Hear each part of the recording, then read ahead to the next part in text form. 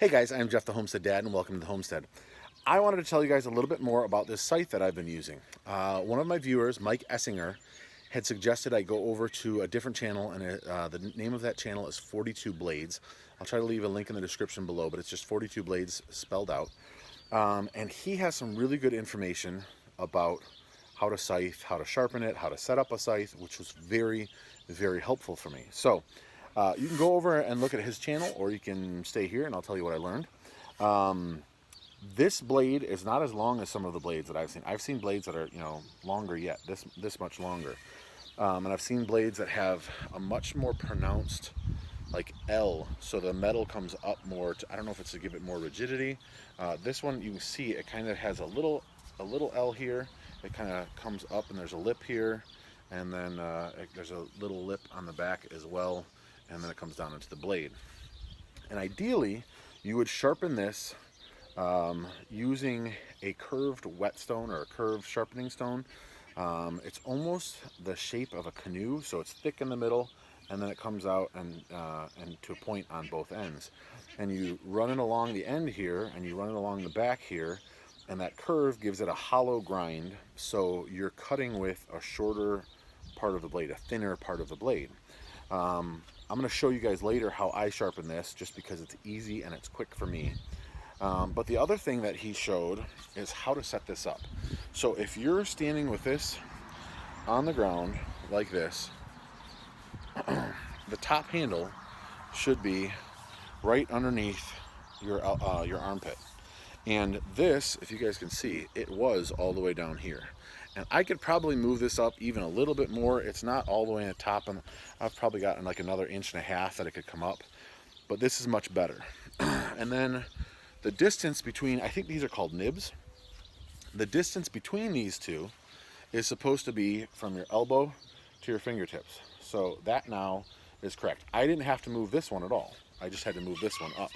So now, when I use it, I'm not having to, when I was doing it before, if I put the camera down a little bit, when I was doing it before, I was having to bend over a lot more because my hand was here and I wasn't getting enough power.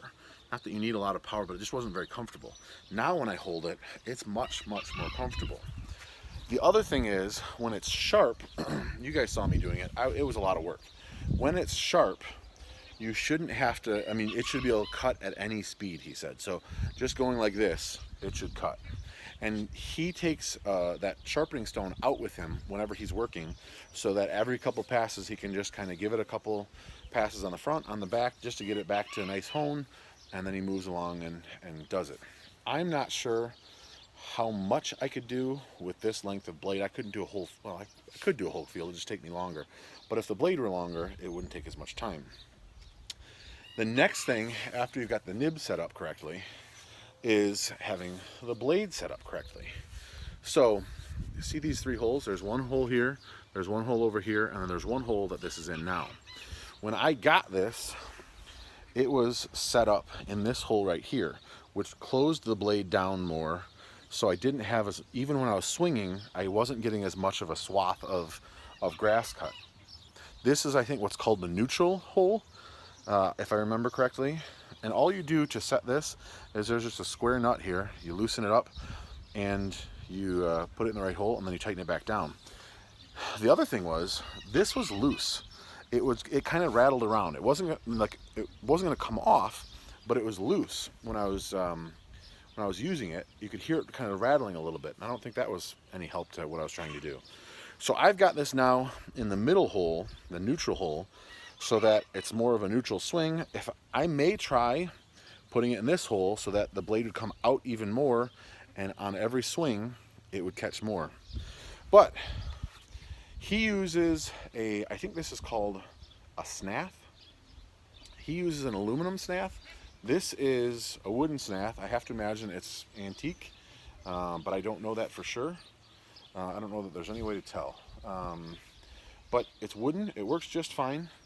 And yeah, I've been really happy with it so far. I've used it several times, and the more I get to know about it, and the more I figure, that, hey, this needs to be really sharp, and I'm not supposed to muscle through it. I need to let the tool do the work, as with most things, right? If you let the tool do the work, you're not working so hard, you're working smart. So let's go inside and show you how it works, or how I sharpen it real quick, and then I'll show you how I use it here in a second. So for this, I just kind of run along the edge of the blade quick.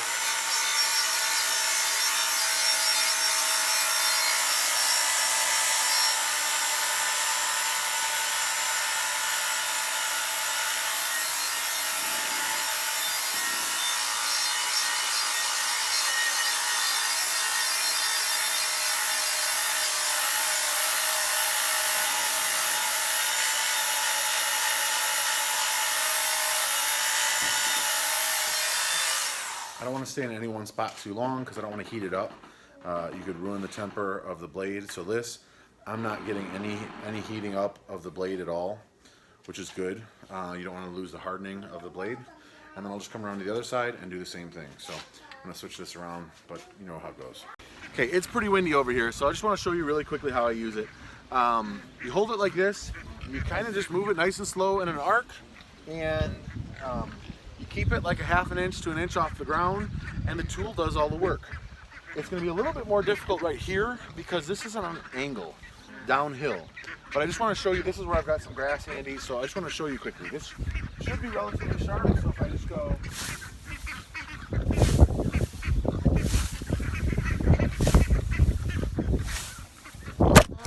Awesome. Hey, you all right? You okay? Let's try that again. Let's try this on level ground where maybe you guys won't fall over. I hope you guys are okay.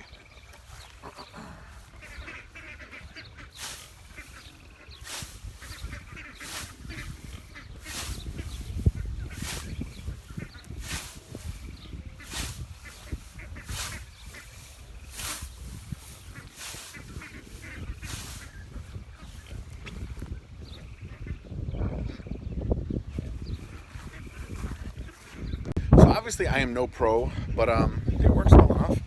I do think that since I've adjusted everything, this blade actually needs to be turned so it's more that way, because I think the handles are now more where they're supposed to be. When I hold it, I almost have to lean way down, whereas if we're here, it should be more level like this, so the blade would be like that. Anyway, I did want to mention, in order to change these nibs, they turn opposite, so they tighten lefty and they loosen righty. So if you guys have any questions, I will tell you what little I know, or I'll tell you what mistakes I've made so that you guys don't have to make them yourself. Thank you guys so much for watching. God bless you guys and your family, and I'll see you guys in the next video.